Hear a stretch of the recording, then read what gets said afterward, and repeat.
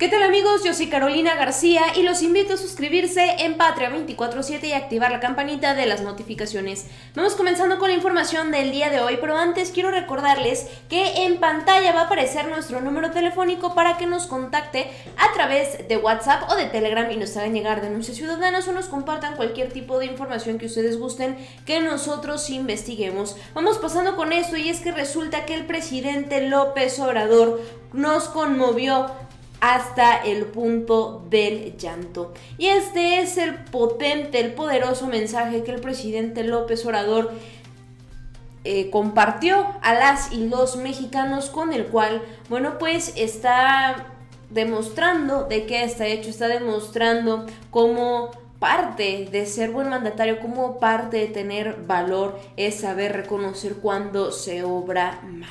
Esto dijo el presidente López Obrador, que nos hizo llorar. El presidente de México hará entrega del Árbol de la Vida al embajador de la República Popular China.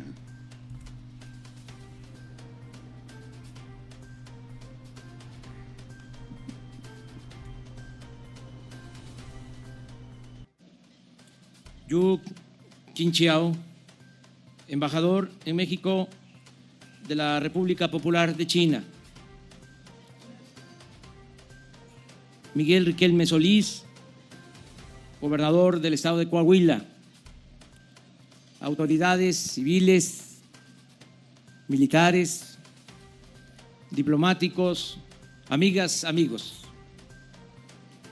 Como sucede en todo el mundo, la historia de los pueblos registra tiempos de esplendor y grandeza, así como momentos de oscuridad y vergüenza. Así ha sido la vida pública de Torreón y de la comarca lagunera. La joven ciudad, desde su nacimiento, contó con prosperidad y fortuna. Sus fundadores fueron gente de lucha, en el más amplio sentido de la palabra, merecedores del lema del estado de Coahuila, según el cual el trabajo lo vence todo. Antes de la llegada del ferrocarril, ya la región producía alimentos para sostener a la población dedicada a la minería. El cultivo de la vid permitió producir el mejor vino de México. Con el tendido de las vías férreas, 1888, Torreón experimentó un desarrollo rápido y espectacular.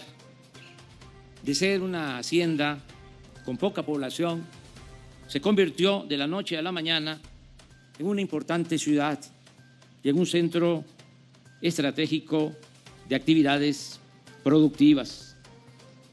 Su población pasó de 225 habitantes en 1868 a 40,000 en 1910. Su tasa de crecimiento solo era comparable a la de los nuevos centros mineros, como Cananea en Sonora y Santa Rosalía en Baja California Sur. El ferrocarril permitió detonar el cultivo del algodón, el llamado oro blanco, en cuyo cultivo, al igual que en el sur de Estados Unidos, se recurrió a esclavos afroamericanos de ese país.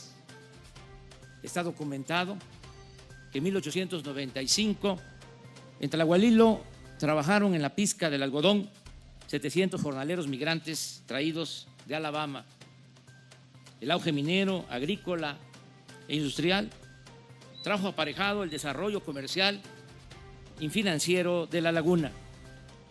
En 1901 había 9 bancos en Torreón y desde 1900 existían 12 industrias importantes, entre las que se contaban una fábrica de jabón, otra de hilados y tejidos, una fundidora, una cervecera, una ladrillera, una fábrica de muebles y otra de refrescos y dulces.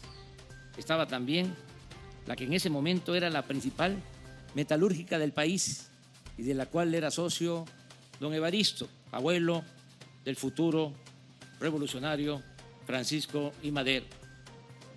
Sin embargo, como todo lo que aconteció en el Porfiriato en las distintas regiones del país, el crecimiento económico no significó justicia social.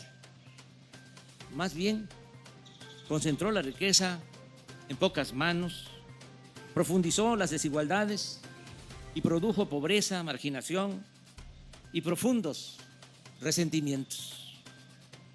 De ahí que la enseñanza mayor del modelo económico neoliberal o neoporfirista es que la apuesta por el progreso material sin justicia nunca será una opción política viable y siempre estará condenada al fracaso.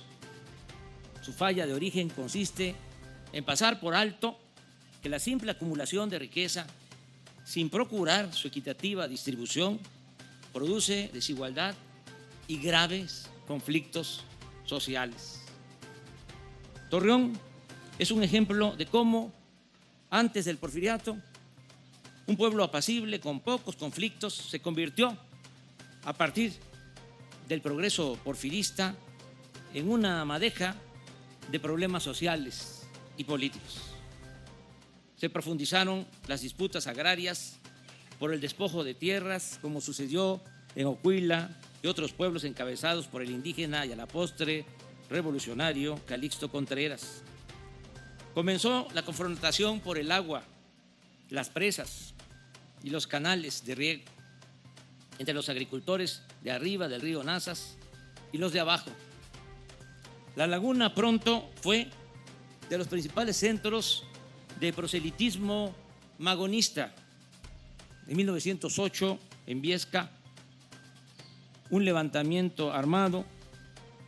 se produjo un levantamiento armado en contra de Porfirio Díaz y a consecuencia de esa insurrección fueron aprehendidos y llevados a la terrible cárcel de San Juan de Ulúa, Veracruz, los cabecillas, como se llamaba antes a los líderes de la oposición. ¿Y qué mejor prueba puede haber del carácter indomable del lagunero si en San Pedro de las Colonias el presidente Madero, nativo de aquí cerca de Parras, apóstol de la democracia, empezó su lucha revolucionaria en 1904, apoyando con dinero a los magonistas y oponiéndose en 1905 a la reelección del gobernador de Coahuila, Miguel Cárdenas, lo que más tarde haría en contra del mismo dictador Porfirio Díaz. No olvidemos que en su hacienda de San Pedro de las Colonias, Madero le dio trabajo a los huelguistas textileros de Puebla y Veracruz antes de que estos fueran brutalmente reprimidos en Río Blanco en 1907. ¿Y cómo olvidar que en San Pedro escribió el libro La sucesión presidencial de 1910, que al contrario de lo que sostenían los intelectuales orgánicos de la dictadura y hasta los pseudo antiporfiristas, se trata de una obra con buena prosa y mucha profundidad política. Pues bien, en medio de esta efervescente realidad marcada por la polarización clasista y racista, tuvo lugar el llamado pequeño exterminio que causó la muerte a 303 chino-mexicanos de Torreón en los aciagos días del 13, 14 y 15 de mayo de 1911. Sobre las causas y cómo sucedieron estos terribles y lamentables hechos, considero que el testimonio con más rigor histórico y literario es el que ofrece el escritor Julián Herber en su libro La casa del dolor ajeno. Allí se narra que luego de una de tantas crisis en China de la época, muchos de sus habitantes se vieron obligados a emigrar, primero a Estados Unidos, atraídos por la fiebre del oro en California y por la construcción del ferrocarril. Luego que se les impidió el ingreso a ese país, a Estados Unidos, buscaron trabajo y refugio en otras partes del mundo, incluido México. El racismo que han padecido por siglos los habitantes de China es igual o peor que el que han sufrido indígenas, mexicanos o africanos. Basta recordar que hasta 1968 una persona de cultura oriental, en especial de origen chino, no podía casarse en California con una mujer blanca. Y por mujer blanca, la ley entendía mujer occidental. Lo irónico es que exclusivamente frente a los chinos, este vago concepto consideraba mujeres blancas afroamericanas, a indias y a mestizas. La discriminación se sustentaba en lo más vil y ofensivo. Se repetía que los chinos eran sucios, incultos, arrogantes, individualistas y que carecían hasta de sentido del humor. Y estas estupideces se trasladaron a México, donde a la exclusión y al maltrato se le añadió el exterminio. Da tristeza que incluso en el mejor plan que se ha escrito en México, el plan liberal de 1906 de los magonistas, existe un párrafo vergonzoso que mancha la memoria, la congruencia y la honestidad de estos dirigentes. En ese texto se lee, cito: la prohibición de la inmigración china es, ante todo, una medida de protección a los trabajadores de otras nacionalidades, principalmente a los mexicanos. El chino, dispuesto por lo general a trabajar con el más bajo salario, sumiso, mezquino en aspiraciones, es un gran obstáculo para la prosperidad de otros trabajadores.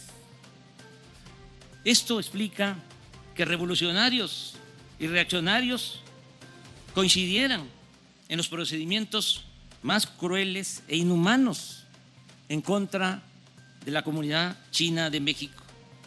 Desde 1911 quedó demostrado que en tiempos de revolución o guerra los excesos no provienen de una sola ideología. Aquí en Torreón, el odio y las atrocidades, por ejemplo, de los amarillos, como se conocía a los defensores de Porfirio Díaz, no distaba mucho de las barbaridades de los revolucionarios, maderistas, carrancistas o villistas. Herbert, citando al novelista Francisco de Urquizo, afirma que los amarillos de la Laguna eran un cuerpo de rurales integrado por capataces y guardias blancas de hacendados, cuyo odio a los revolucionarios rebasaba el encono del Ejército Federal. No solo enfrentaron al enemigo, sino que lo cazaban, lo arrastraban a cabeza de silla entre nopaleras, le pegaban decenas de tiros, incluso estando muerto. Lo desmembraban, lo colgaban en los postes del telégrafo junto a las vías del tren para que aprendiera a respetar. Agregaría que este escuadrón de la muerte era igual de terrible y aplicaba prácticas parecidas a las atribuidas al Centauro del Norte y a sus dorados. Sobre estos episodios de barbarie, aún con toda la carga familiar antivillista, el libro La sangre al río de Raúl Herrera Márquez es para mí un clásico. Es como La casa del dolor ajeno, otra gran obra para comprender mejor la historia de las muchas regiones del gran mosaico social y cultural que es nuestro querido México. La lección que nos dejan estas historias es que la violencia y la guerra deben evitarse por todos los medios. Pues ahí están las palabras del presidente López Obrador. Este es el mensaje tan conmovedor en donde pues está haciendo el reconocimiento de cómo también México ha cometido varios errores en contra de otras culturas. Con esto concluimos Yo soy Carolina García de la Unidad de Investigación de Patria 24/7. Suscríbanse a nuestro canal, activen la campanita para que estén al pendiente de los contenidos que generamos para todos ustedes. No se olviden de dejarnos su opinión en los comentarios y seguirnos en nuestra